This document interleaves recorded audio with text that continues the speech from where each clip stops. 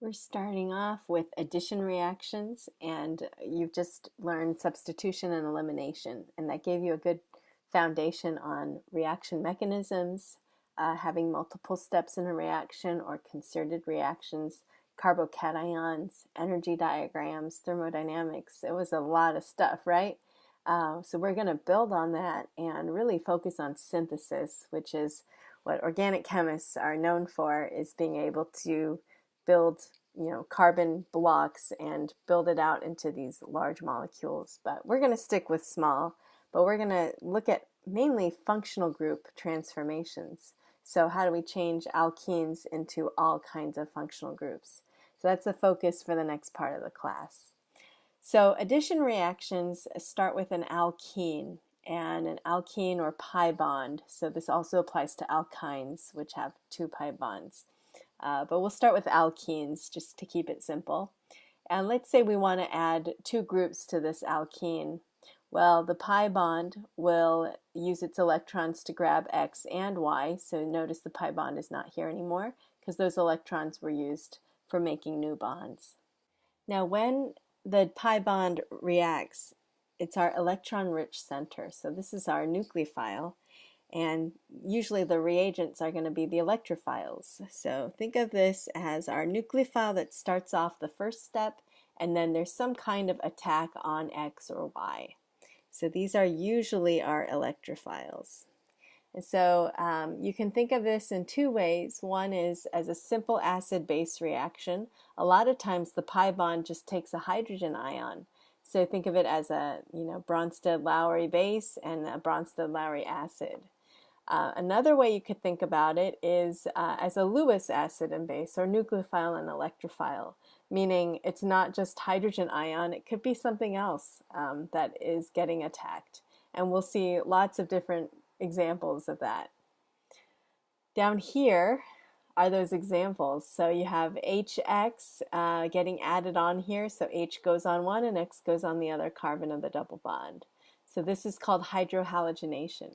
A lot of these figures are from the Klein textbook, by the way. If you want to add H and OH across the double bond, then you have what's called hydration. Now notice the molecules that you need to go from here to here. If you're adding an H and an X, then the reagent is HX. All right, so it's pretty simple, right? What if we're adding H to one carbon and OH to the other? What molecule do we need?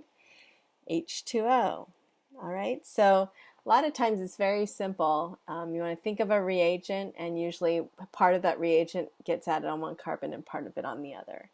The reagent you need to add two hydrogens is going to be H2, and two halogens are going to be X2. And X is the symbol we use for halogen, sort of a universal symbol. Usually it means any of the halogens, but in this case, a lot of times fluorine is not as reactive, and we're really talking about chlorine, bromine, and iodine.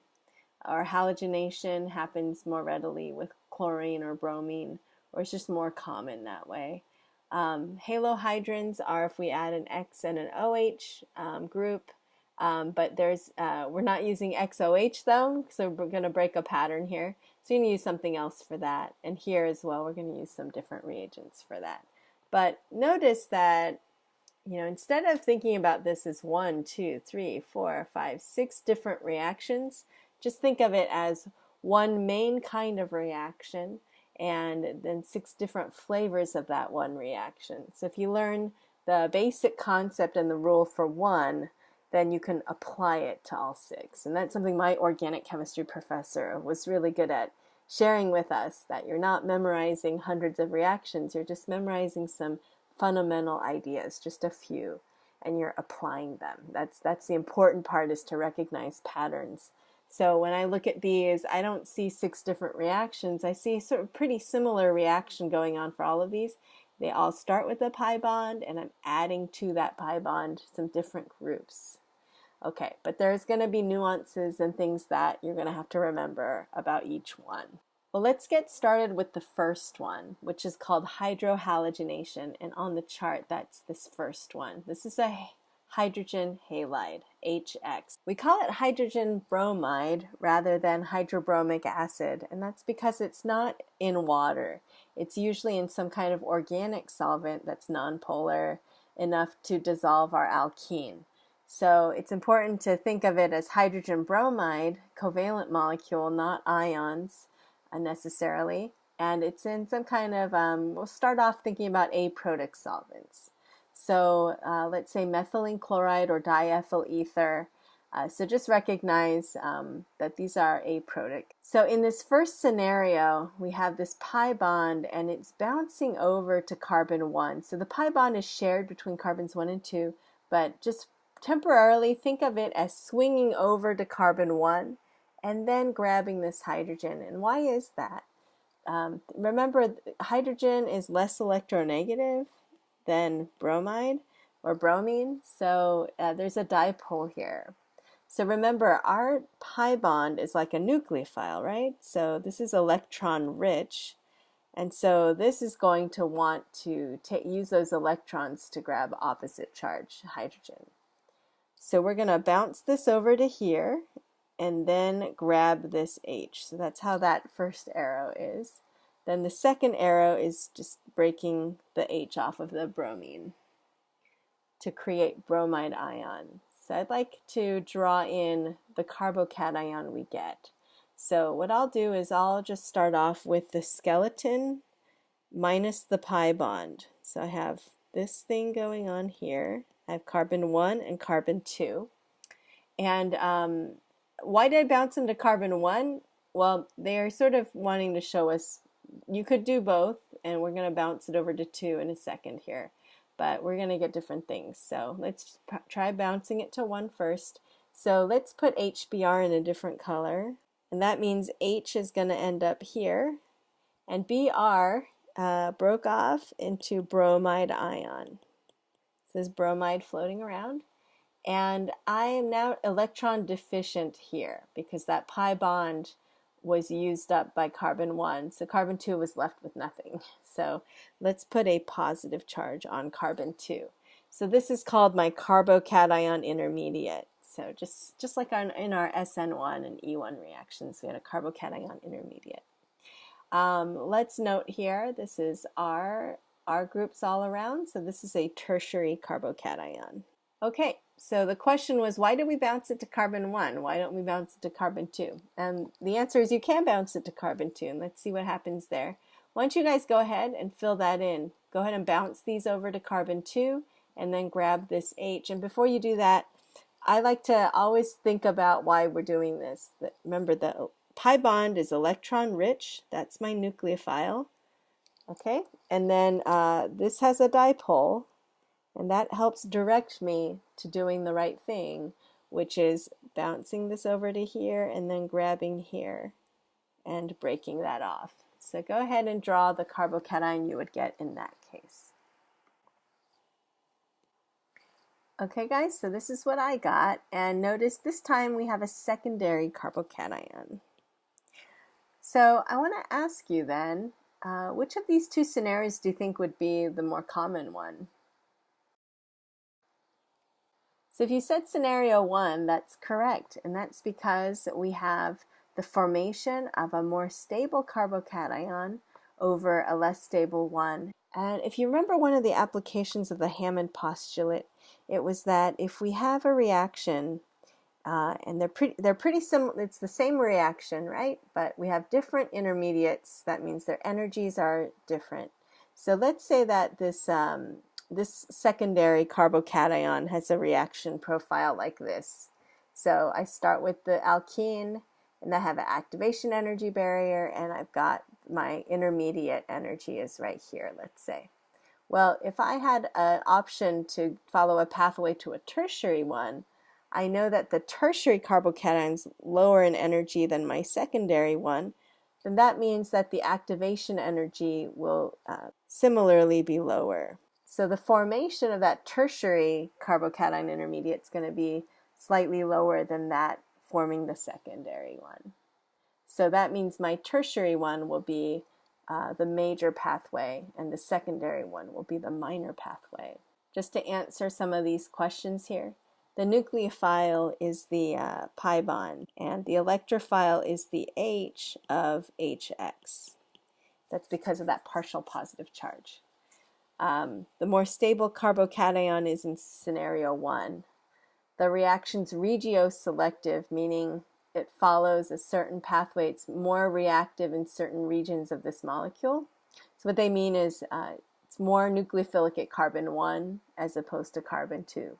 And the hypothetical energy diagram is right here, and let's label our axes. As always, good scientists do that, right? So reaction coordinate or reaction progress in the x-axis. Okay, so we got our tertiary carbocation, and let's redraw that in here. Let's see what happens to finish this off, because this is an intermediate, so it's still pretty high energy, and what we want to do is lower this energy to get neutral products. So I bet you know what's going to happen here. So is this molecule my nucleophile or electrophile? I think you can see the positive charge means this is going to be my electrophile, and this negative charge means it's electron rich, my nucleophile or Lewis base. So the right thing to do here would be to attack at that tertiary center, because that's the carbocation there. So here's my addition product, which is the addition of HBr, where there used to be a pi bond. Now regioselectivity, I mentioned, has to do with the region of the molecule. So HBr, the Br had a preference for carbon 2 as opposed to carbon 1. So why was that? It all had to do with that more stable carbocation intermediate.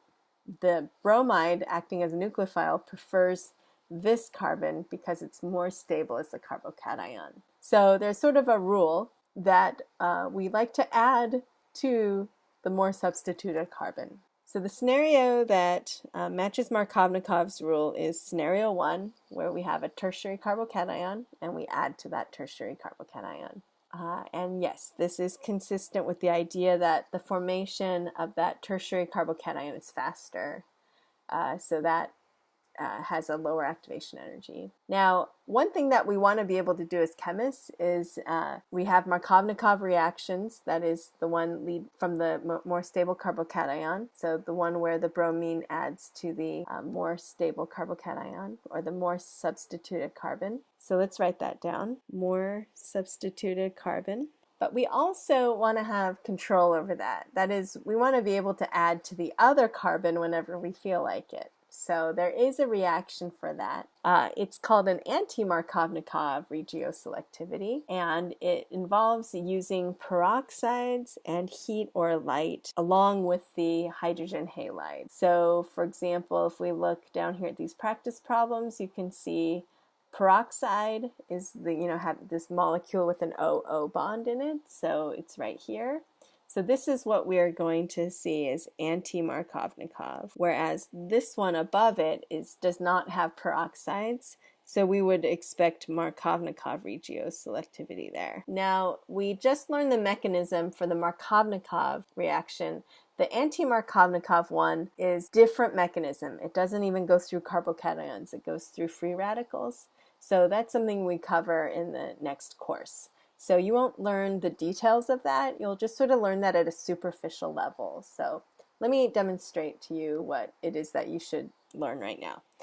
For now, since this is all new stuff, you want to learn that we're taking a double bond and we're using that as a nucleophile. We're attacking the hydrogen, dropping the bromide, and then we're going to end up in such a way that the positive charge ends up on the more stable position, if there is one. And so we do have an asymmetric alkene where each side of the alkene is different.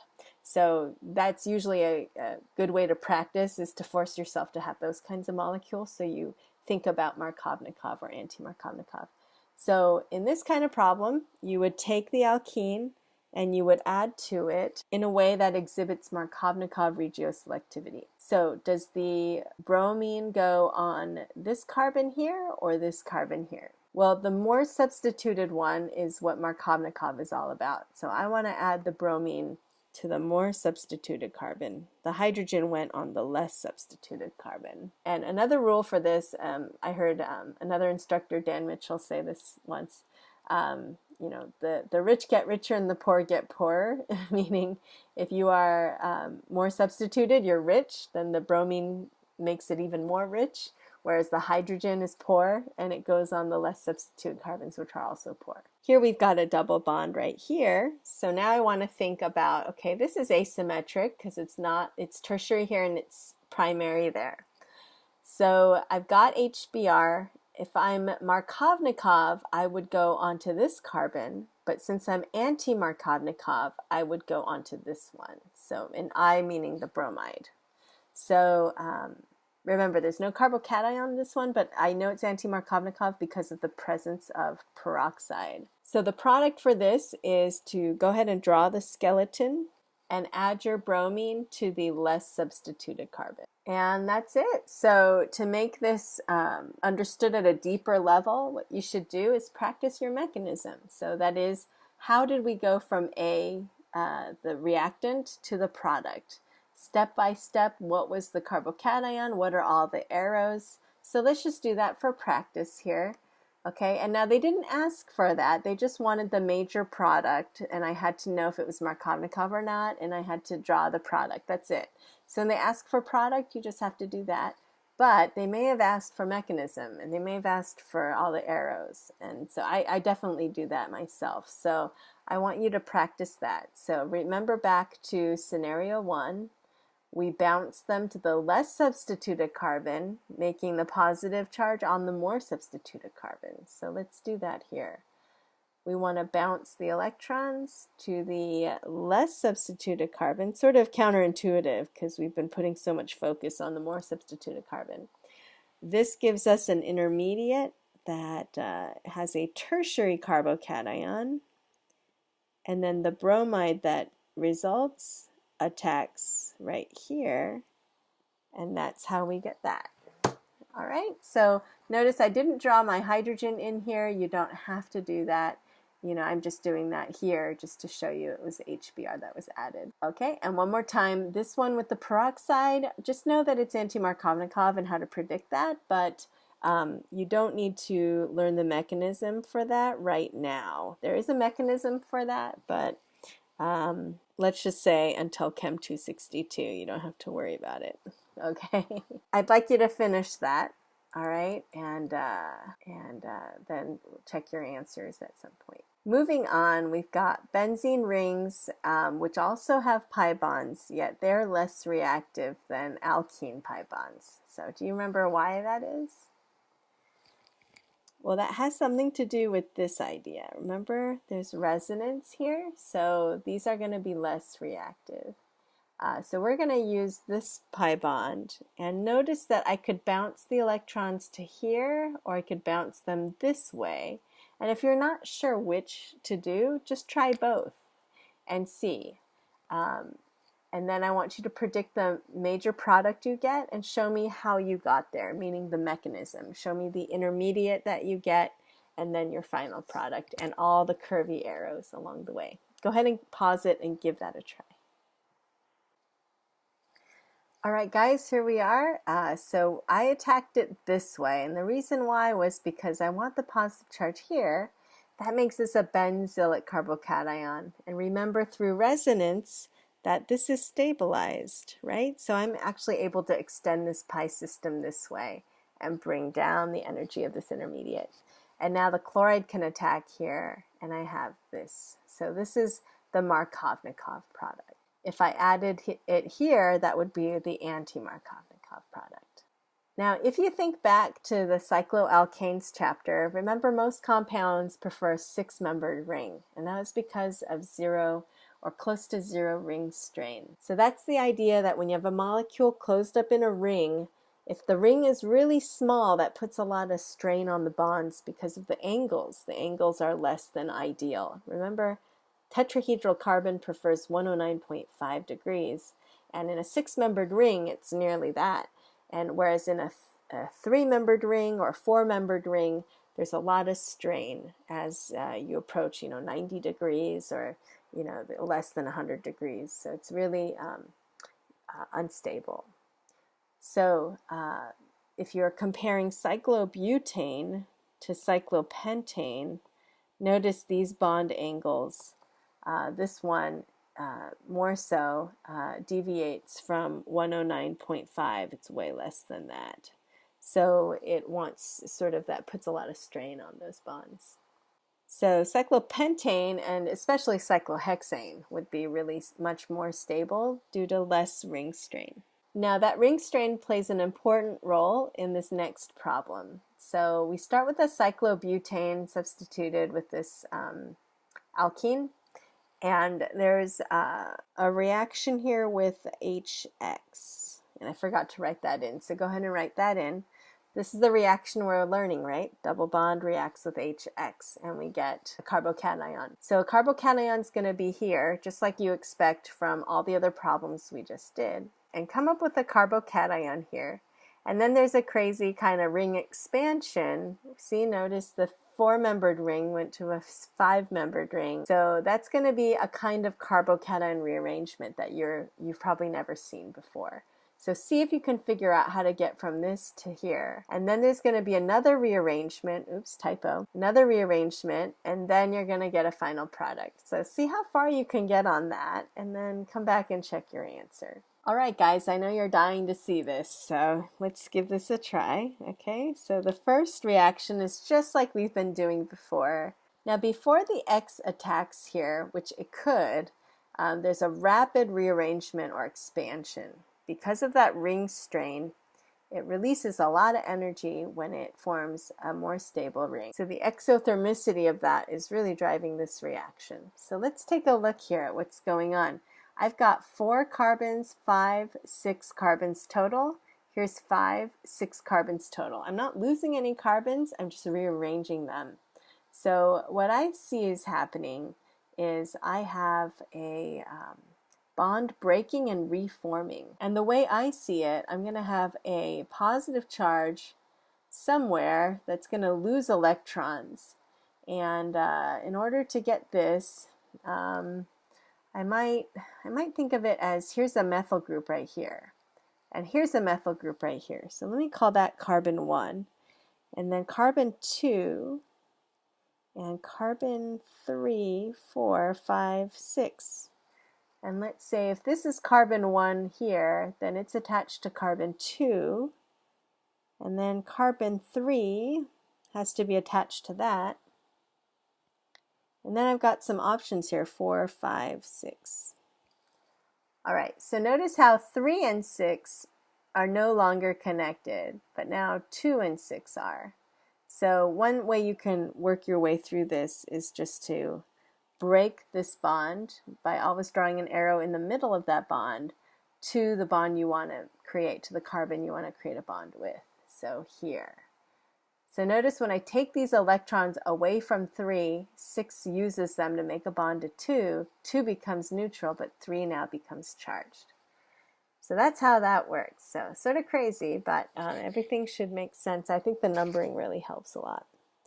So now X minus is still in solution, but before I even attack there, which of course some minor product like that is going to occur, but before that I'm going to get another rearrangement. So see if you can figure out what that rearrangement might be. So hopefully you guys see that there's a hydride shift for a second rearrangement, and then what you get is a tertiary carbocation. And now with much more of these likely, we're going to have our halide attack that. So our final product is going to be this methyl cyclopentane with a halogen on the same carbon as the methyl. And this is Markovnikov as well, because we've got our addition of our group, the halogen on the more substituted carbon as a result of the more substituted and more stable carbocation intermediate. So at the end of this lesson, I want you to think back to these reactions. This is the first reaction. It's got a lot of stuff in it. I want you to understand each step, why scenario 1 is favored over scenario 2, what's going on in each of these. And then I want you to be able to predict Markovnikov versus anti-Markovnikov given a set of reagents, and then be able to show me the mechanism for the Markovnikov additions and predict what the structure of the product will look like. So that's a lot of stuff. And at this point, what I really urge you to do is two things. First, maybe three things. The first is just write an example of this reaction. So I have a double bond, and make sure this is asymmetric, meaning the substitution is different. Here's a primary, here's a secondary. Okay, don't make them both secondary. Okay, and then I want you to add the reagent and just write this out for yourself so you know what's going on. So put yourself in a test maker's position, like my position. If I want to make an exam for you guys, I have to create these molecules, right? So try to do that for yourself so that you can test yourself. So now that I have this, I want to be able to predict the major product. I want to know why it's Markovnikov or what that means. Then I also want to have the anti-Markovnikov version. And so you should know what goes into that. That means I have peroxides. And then sometimes you see heat or light just to initiate this reaction. All right, so at a very basic level, you should write down the reactions that we're learning as we're learning them. Write them down for yourself. I know they're in your book, I know they're in the workbook and all that, but write it down for yourself. It really does help. So that's just an index of reactions, just listing them all out. Then the other thing I would do is start writing out the mechanisms. So add to your mechanism portfolio, you have SN1, SN2, E1, E2. Go ahead and add the addition reaction, Markovnikov addition. So this first one. And so to do that, I would write this, and then I would write HX. And then I would go through the mechanism and use different colors if you want, and write notes to yourself, just like you did before. Like I would write that's partial positive, that's partial negative right there. This is the nucleophile, this is the electrophile. Whatever you can do to start recognizing these patterns is really going to be important. And then show each intermediate separately. So if I did this, what intermediate do I get? I get my H adding here and my secondary carbocation there. And then show the X minus out here. So really just go through the mechanism and just do it, okay? And make sense out of it, okay? None of this is a guessing game. You shouldn't just be memorizing this without any rhyme or reason. There's always a reason behind each of these arrows. So make sure you know what those reasons are. If not, ask me about it. I'm happy to share that with you. And then once you have that, then your final product is going to be this. So that's added to your mechanism portfolio. So that way, if I give you these, you know what you're supposed to make and you know how you got there. And then another thing that you can do is to make flashcards. Now, a lot of people tell me, oh, flashcards don't work for me, and I totally understand that. They didn't really work for me very well either, especially in biology, where I did horribly. So what did help, though, was writing these out on a whiteboard over and over and over, or on pieces of paper if you don't have a whiteboard. But also, flashcards are a great way of just learning it sort of at a superficial level. Like you just sort of can look at something and just recall it. And you do want to have that ability as well. Because even though mechanisms are great, they take a long time for you to figure it out, like writing it all out and all that. It would be nice just to visualize the X being here or here. That's just a really quick thing. So flashcards can help you reinforce that, I think. But I can't force you to make them, but here's how I would suggest that you do make them. Take the front of a flashcard, and maybe you would write this out. And then on the back of it, you would have the product. And that way you can sort of test yourself on, what you would write down as the major product. So here's the front of the card, here's the back of the card. And then you want to do the same thing, but remove this guy, so on the back you would write, what does it take? What reagent do you need to add this Markovnikov? And so on the back of the card, you would write, I need HX, okay? Whereas for this one, you would need HX and ROOR, all right? So things like that can be really helpful just for getting more rapid responses. And that's good because you want to save time on your exams, so you can have time to think through harder problems.